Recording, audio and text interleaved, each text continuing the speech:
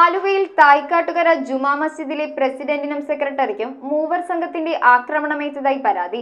ഫെബ്രുവരി 2-ന് ജുമാ നമസ്കാരത്തിന് ശേഷം പള്ളി കമ്മിറ്റി അംഗങ്ങളെ അധിക്ഷേപിച്ചെന്ന് ആരോപിച്ചാണ് സംഘർഷത്തിന് തുടക്കം കുറിച്ചത്. പരിക്കേറ്റതിനെ തുടർന്ന് ആശുപത്രിയിൽ പ്രവേശിപ്പിച്ചവരെ അക്രമികൾ വീണ്ടും ആശുപത്രിയിൽ അതിക്രമിച്ചു കയറി മർദ്ദിച്ചെന്നും ആരോപണമുണ്ട്. തായ്ക്കാട്ടുകര ജുമാ മസ്ജിദ് പ്രസിഡന്റിനും സെക്രട്ടറിക്കും നേരെയാണ് മൂവർ സംഘത്തിന്റെ മർദ്ദനത്തിൽ പരിക്കേറ്റത്. പരിക്കിനെ തുടർന്ന് ആശുപത്രിയിൽ പ്രവേശിച്ചവർക്ക് നേരെ വീണ്ടും ആശുപത്രിയിൽ അതിക്രമിച്ചു കയറി മൂവർ സംഘം ക്രൂരമർദ്ദനം നടത്തി. ഫെബ്രുവരി 2-ന് ജുമാ നമസ്കാരത്തിന് ശേഷം പള്ളി കമ്മിറ്റി അംഗങ്ങളെ അധിക്ഷേപം നടത്തുന്ന രീതിയിലുള്ള ലഘുലേഖ ഒരു സംഘം വിതരണം ചെയ്തപ്പോൾ അതിനെ ചോദ്യം ചെയ്തതുമായി ബന്ധപ്പെട്ടാണ് സംഘർഷം ആരംഭിക്കുന്നത്.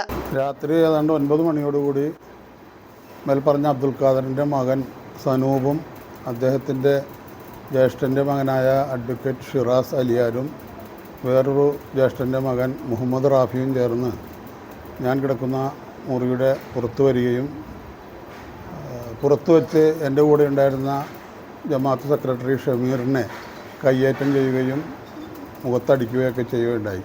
ആക്രമണത്തിൽ 20,000 രൂപയുടെ നാശനഷ്ടം ഉണ്ടായതായി ആശുപത്രി അധികൃതർ അറിയിച്ചു. വിവരമറിഞ്ഞ ആലുവ പോലീസ് ഉടൻ സംഭവസ്ഥലത്ത് എത്തുകയും മേൽനടപടികൾ സ്വീകരിക്കുകയും ചെയ്തു.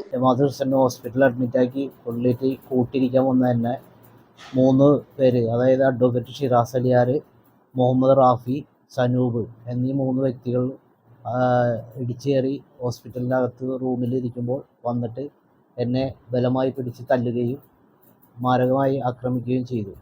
അത് കേട്ട് ഓടിയെത്തിയ നഴ്സുമാരും PROയും എല്ലാവരും കൂട്ടി എന്നെ കാഷ്വാലിറ്റിയിലേക്ക് ഡോക്ടറെ കാണിക്കാൻ ചെല്ലുമ്പോൾ അവിടെയും വന്ന് വീണ്ടും എന്നെ ആക്രമിക്കുകയും ഗ്ലാസ്സിലേക്ക് തള്ളിയിടുകയും മാരകമായ ആക്രമണം നടത്തുകയും ചെയ്തു. News bureau, Aluva.